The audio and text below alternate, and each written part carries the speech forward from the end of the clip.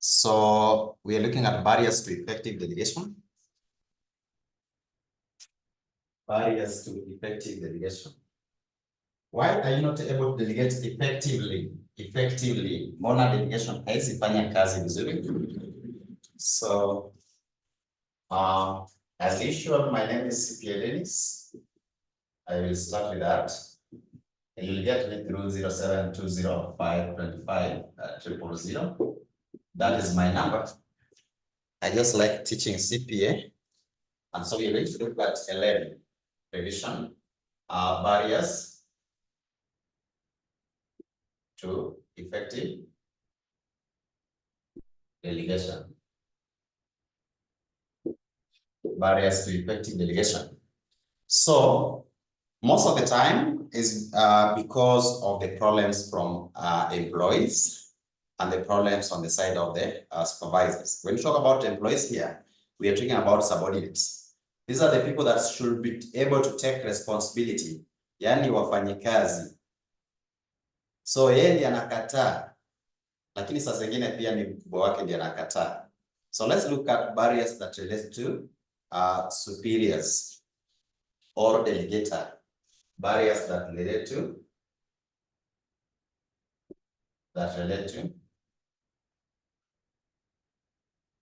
delegator, who is normally the superior. This is a person who is giving. Why will he become the stumbler?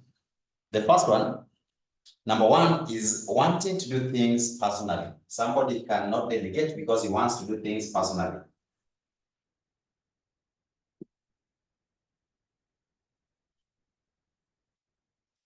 That can be one of the reasons why we cannot effectively delegate, because we want to do things ourselves. Number two, insecurity, because your boss fears that if you delegate, then you are going to outshine him. So he's insecure. So we are talking about insecurity. Insecurity. He doesn't want to give you the job because you can do it better, and that can actually show that he is not good at it. Insecurity. The next one is retention of power.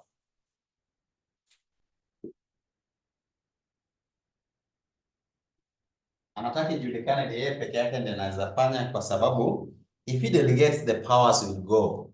So if managers feel like giving you responsibility will make you important, so they feel like they want to remain very important people in the organization and remain powerless, they will retain the power through retaining the information. You know, when any job is delegated to you, there are a lot of advantages. You'll be able to learn. You'll be able to show people your capabilities. You'll be able to understand the secrets in that kind of position, and that will reduce the powers. You know, there is power in information. When somebody is saying that he's the only person who is able to do it, people fear him. So that power, he might not want to lose. The next one is lack of confidence in subordinates. Lack of confidence in subordinates. We might also not have effective delegation because your supervisor or superior does not have confidence in you. He feels like you cannot do it. So they always want to do it themselves. Unwillingness to set standards and control.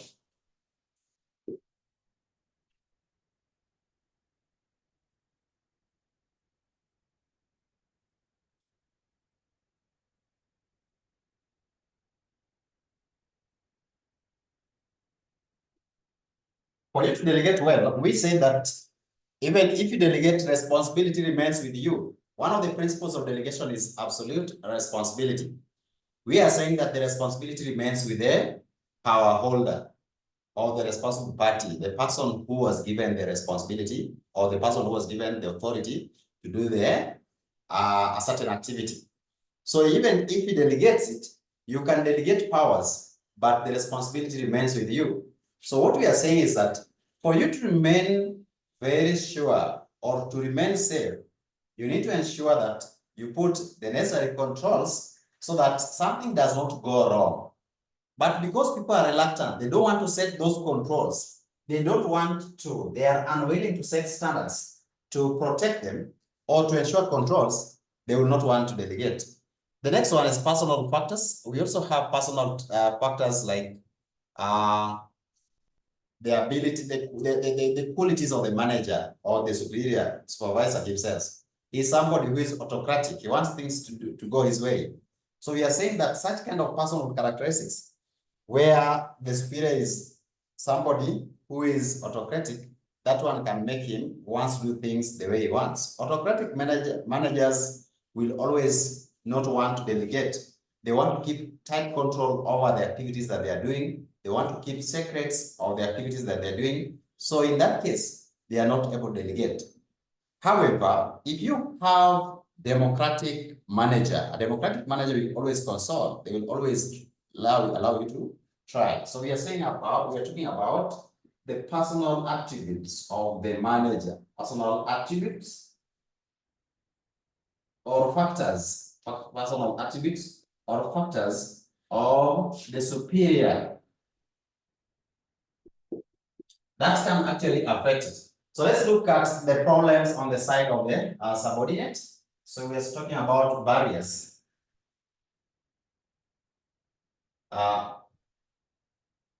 That relate to subordinates. Where does the problem come from? Subordinate is you who is in the lower level and you have a supervisor. So supervisor is the superior, but you are the subordinate. So shida yako ni wapi? Iko wapi? Number one, you don't have enough confidence to try it. Ukiambiwa fanya kitu unasema no, I don't think I can do it. I'm not able. I'm not capable. Once you have demeaned yourself, then because of lack of confidence, definitely you'll not be able to do the job, even if it is delegated. So lack of confidence on yourself, you can say lack of self-confidence.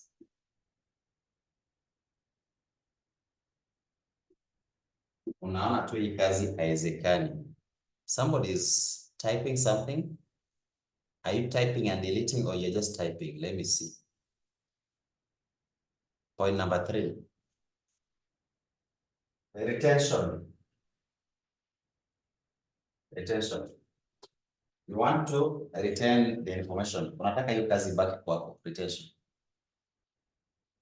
So we can go to the next point. The next point is fear of making mistakes.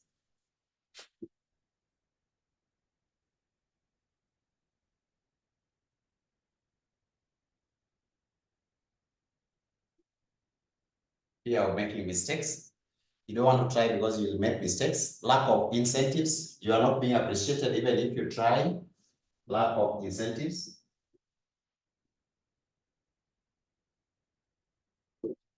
Lack of incentives. The next one is absence of resources.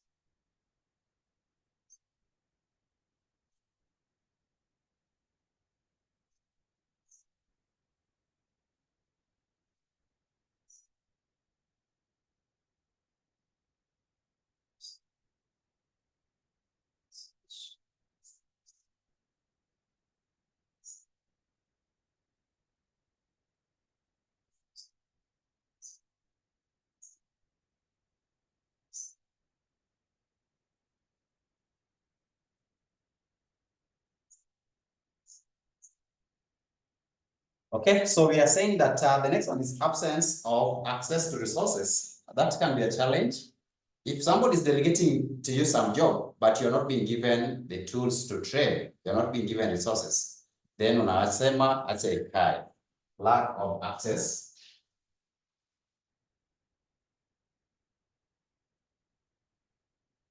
to resources. Lack of access to resources. And then the next one is convenience. Hautaki usumbuliwe. Hautaki usumbuliwe. You want things to be done by other people. Wewe hautaki usumbuliwe. Convenience. You know, some people don't like taking responsibility because you need support. Convenience.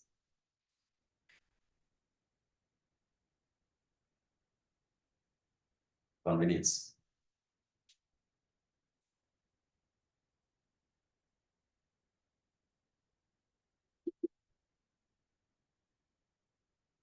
Especially the Gen Z, the current Generation Z. These people hawataki kufanya kazi, hawataki kusumbuliwa. So let's look at the barriers that relates to the organization itself. So we are seeing that the reason why delegation does not do well is because of certain barriers. These barriers can be separated into 3 categories. We have barriers that relates to the client, to the superior, and then barriers that relates to the supervisor, no, the subordinate, and then we have the barriers that relates to the organization. You know, sometimes you cannot do things because of the culture. You know, it is the norm. People don't allow, especially in government. Do you think that in government somebody can allow you to just come and sit on his desk and do his job? Hataki kusikia hiyo story. Most of the time, everybody anataka tu kazi yake afanye yeye mwenyewe. That is the nature, it is a culture. So, organization.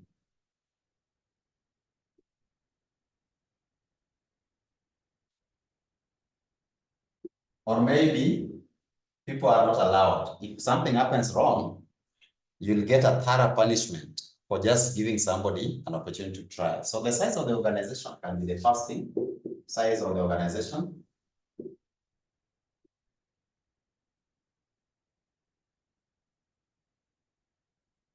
So what are you saying about size of the organization? Small organization will not have too many jobs. Small organization will not have too many jobs to delegate. But the big ones will always have so many tasks so that you can be able to delegate. Yaani kampuni ikiwa kubwa, huwezi fanya kila kitu peke yako. Unapeana, wewe fanya hii. Kama ni small organization, you can be only one accountant. But in big organization, you delegate. Wewe ndio senior accountant or chief accountant, but you say, you do receivable, this one payables, I'll do the financial reporting, or maybe I do reconciliation. So you can be able to delegate because of the size. Tumeelewana hapo? The next one is no president of delegation. It has never been seen before.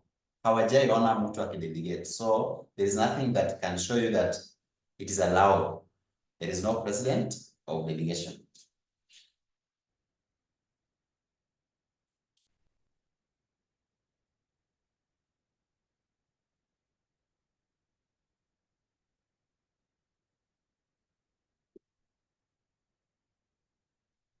There's no president of delegation.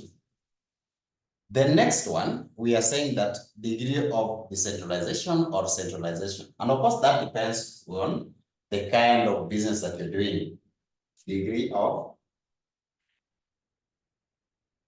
decentralization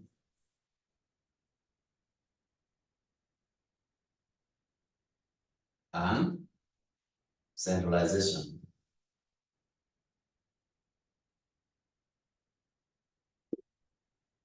Degree of decentralization and centralization. So what we're saying is that there are some organizations where the jobs can be decentralized. Like now in national government today, they are able to give out some non-essential activities or roles to the county government. There are some that were very essential that we want to retain in the national level or at the national level. Like security, you cannot delegate. You cannot delegate. So that means that the degree of centralization or decentralization of security is biased towards centralization.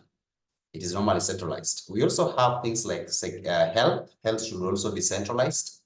But we have things like agriculture. Those ones you can decentralize because they are not very risky. So we are saying that Efficient delegation is affected by the degree of decentralization, to which or degree to which the organization can distribute decision-making powers. If you can distribute or delegate decision-making powers, then that can allow decentralization.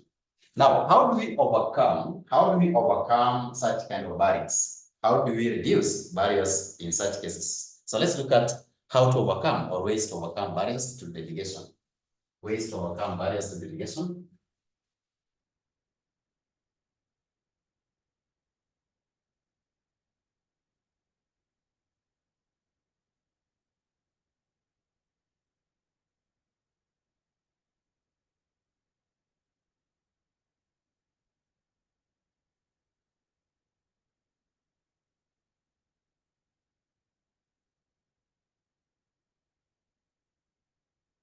How do we reduce such kind of issues? Number one, accept the need for delegation. Inafaa kukubali that hapa inahitaji delegation. It is important that we delegate. Appreciate and accept the need for delegation.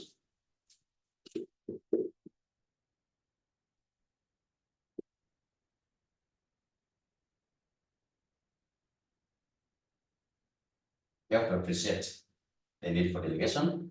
That's number one. Number one, you need to accept the need. So when supervisors are reluctant because they want to do everything themselves, that does not allow delegation. You need to appreciate. The next one, develop confidence in subordinates. You need to have confidence in them, and they also need to have confidence in themselves. Unamwambia hii kitu unaweza, na hata wewe unaamini kwamba anaweza fanya, right? So develop confidence in subordinates.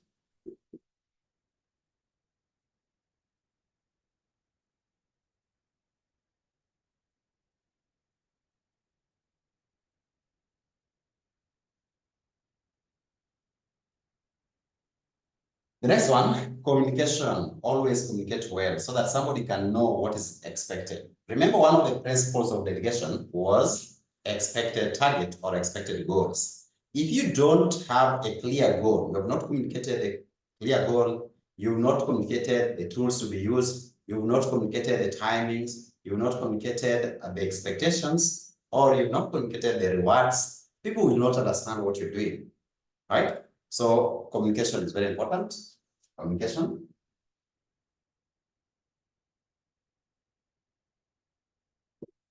And of course, number 4, motivation. We say that one of the things that discourage them is lack of incentives when they are not motivated. So motivate them. Motivation. You need to always motivate them. Lack of incentives. We need to have a good system of control so that you can keep check on whatever is going on. So we're saying effective system of control.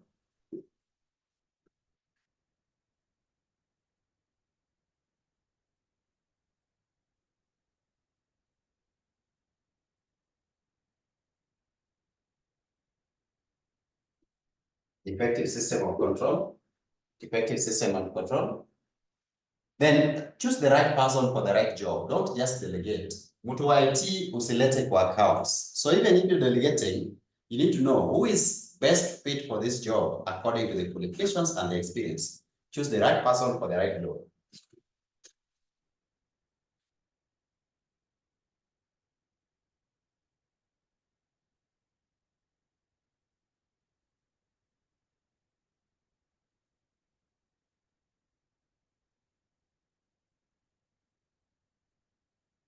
Choose the right person for the right job. Freedom to subordinates. Let them have freedom to operate. Don't scare them.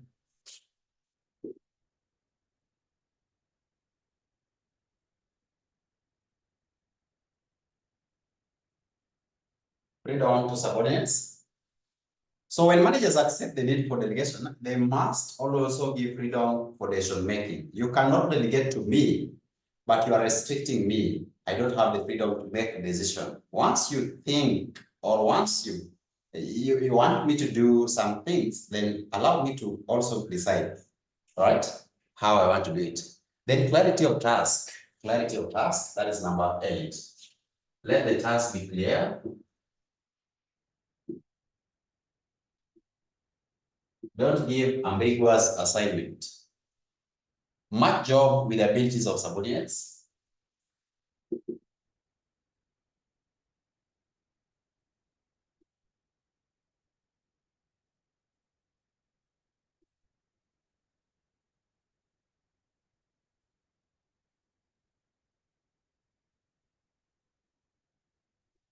Match jobs with the ability of subordinates. Open communication, that one I've talked about. The last one is monitor critical deviations.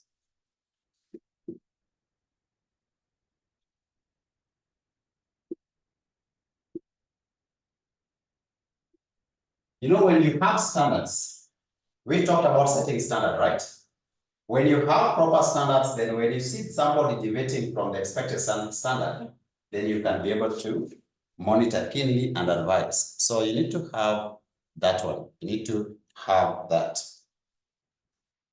We can proceed from there and look at centralization and decentralization. What do we mean by centralization and decentralization? We have mentioned it that sometimes in delegation, you are delegating power and responsibility. And we are saying that powers can be centralized, like the powers of the president, you cannot delegate. Of course, in the current constitution, we have separated a few things, but the president still have the powers, right? So centralization. So to centralize is basically to concentrate some things in one point. It is a process of concentrating decision-making process, putting it in one position, that is centralization. And then we have decentralization, where now you can be able now to delegate the decision-making process. So I want to say we have here centralization and decentralization. I want you to start by writing centralization. And you say, it is the process where it is a process where the concentration of decision making is in the hands of few people. It is the process where centralization of decision making is in the hands of few people. It is the process where centralization of decision making is in the hands of few people. Decision making is centralized in the hands of few people. We are saying that centralization is the systematic. You can say the second paragraph, it is a systematic. It is a systematic. It is a systematic. It is a systematic and consistent reservation of authority. It is a systematic and consistent. It is a systematic and consistent. It is a systematic and consistent reservation of authority.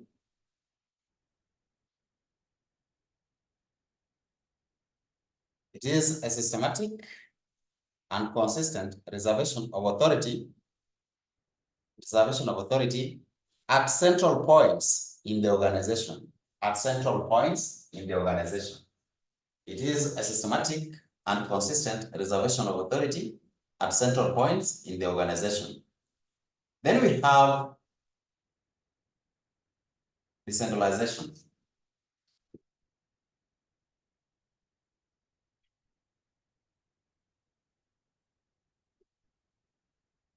Decentralization. Then you say that it is a systematic delegation of authority. It is a systematic delegation of authority. A systematic delegation of authority. A systematic delegation of authority at all levels of management. At all levels of management. At all levels of management and in all of the organization. So centralization is where you concentrate authority in a few hands, most likely top management or just in other few departments. Decentralization is where you delegate the powers to all levels. So when you want to decentralize or you want to centralize, what do you consider? So let's look at factors determining the degree of decentralization of authority. When you want to spread the powers, what do you consider? Factors determining the degree of centralization or decentralization.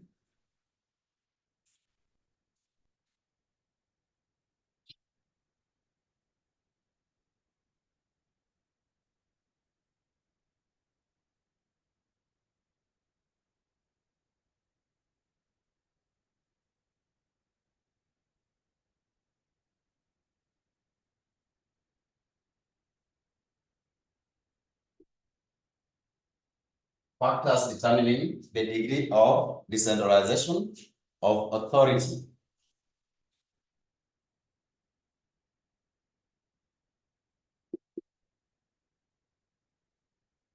Number one, cost lines of decision. How costly the decision will be. So not cost line, but costliness, sorry. Costliness of decisions. How costly will it be? Costliness of decision. Another kuna decision that if you make, you live with them forever. Kuna zile ukimake wewe mwenyewe, you live with them forever. So you look at the cost and then you make the decision. So the costliness of decision is the most important factor that influences the degree of decentralization. The cost may be expressed in the terms of money, or it might be reckoned in such intangibles as the company's reputation. Reputation can be the cost. It can be in terms of the competition position. It can be an impact on employees. Cost can be a lot of things, you know. So I say that the cost can be in terms of the value. It can be in terms of reputation. It can be in terms of competitiveness. It can be in terms of the employees' impression or the impact on employees. The next one is uniformity of policy. If we have a uniform policy where it is allowed across that these jobs can be decentralized or should be decentralized, it's a policy, then in that case, it is easier. Uniformity of policy. Uniformity of policy. We are saying that this one is very important. Where the policies requires certain jobs or roles to be decentralized, then you have to do it. The next one is the economic size, which we talked about. If the company is big, then you have to.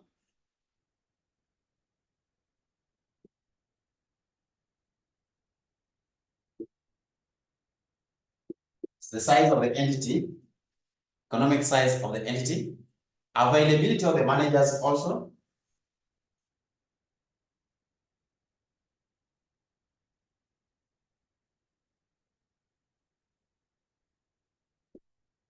Size of the entity and also the availability of the managers.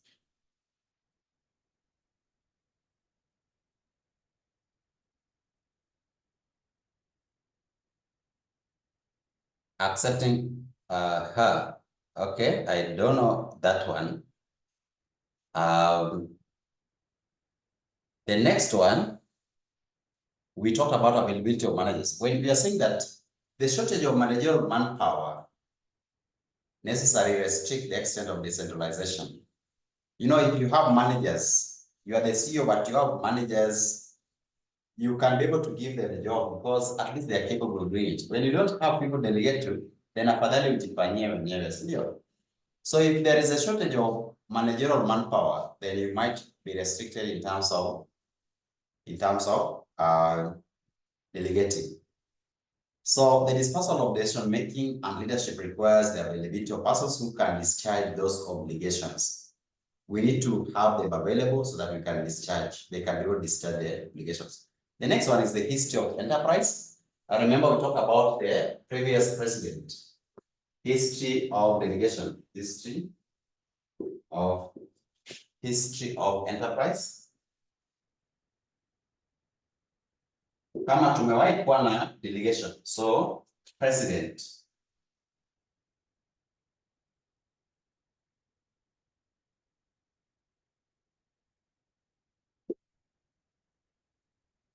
The next one is the philosophy of the management.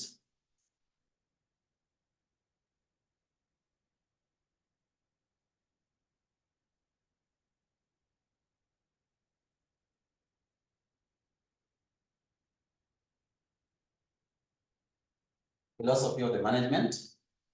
So in the cult of the top leaders, what they believe that sisi hatuwezi hatupeanangi job. It is the culture of their belief, what is going on there. So it is necessary for leaders to have a broad vision with a lasting effect.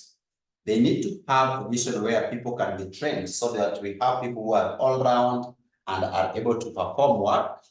We need to have a culture of continuity of business where everybody is trained and given an opportunity to handle certain tasks. That kind of belief, the tone at the top by the leadership, is actually able to help delegating. The next one, we have 3 minutes to go. We have decentralization of our performance.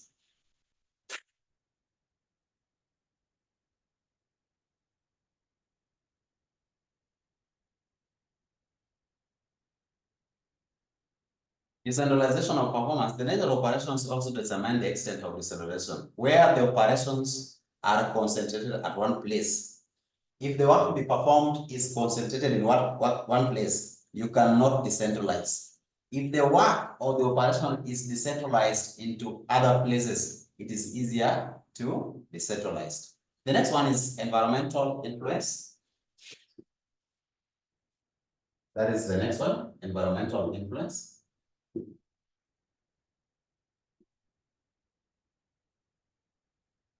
Environmental influence.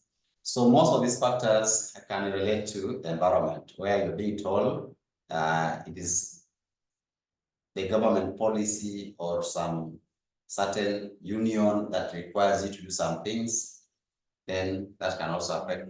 These are for independence.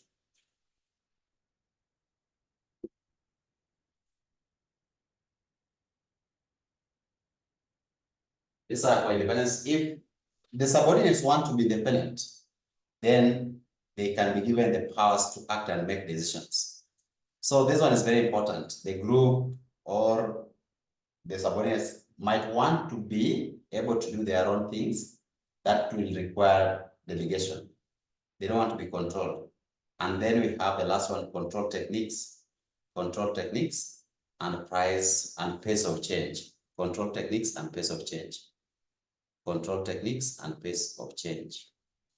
Control techniques and pace of change. If we have techniques of control, that is good. Control techniques. And then we have pace of change. If you are in an industry where change is taking place very fast, then that might require you to delegate. Right? The fast moving character of an enterprise, if the enterprise keeps on changing, then you have to delegate some things because you need to make decisions very fast. In that case, you have to let people do it. So you don't have to make decisions from the head office when things are going on the ground. If a business is growing very fast and facing the complex environment, then that means that the managers should be given an opportunity to make independent decisions. And that automatically means decentralization. And then in the control techniques, we are saying that if you have good techniques that can allow control, then that will be effective. It will help our decentralization. Because one fear was that there is no control. The fear was that there is no control. So these are the factors that can be able to affect the degree of centralization or decentralization. I will stop there. I want you to take screenshot as we wind up. Take screenshot of this, and then you just go. Differences between delegation and decentralization. Take a screenshot of this point, and then share on WhatsApp.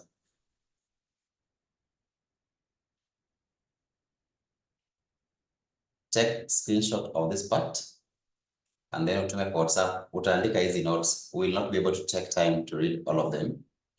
Hizi utapitia, andika. we are just looking at the difference between decentralization and delegation.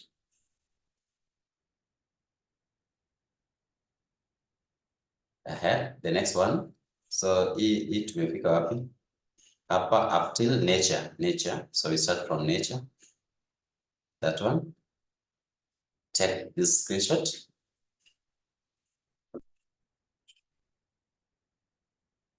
Na unatuma kwa group please. Tuma kwa group. Ndio wenzenu waende wapate. I hope you've taken the screenshot.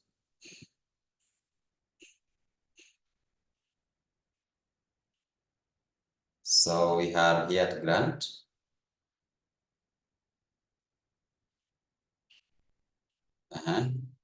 Take that screenshot.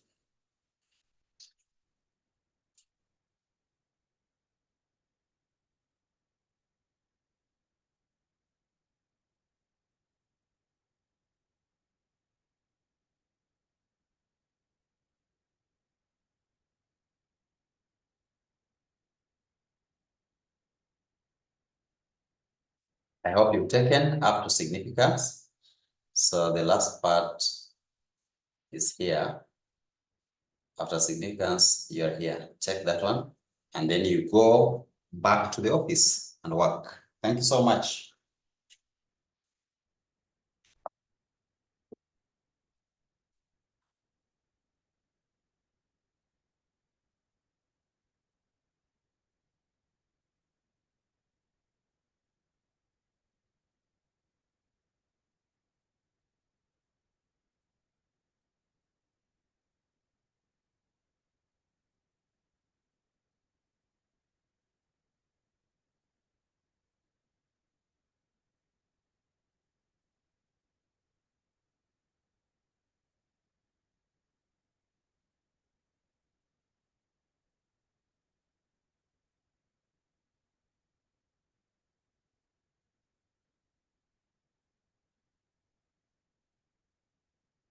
Okay, see you.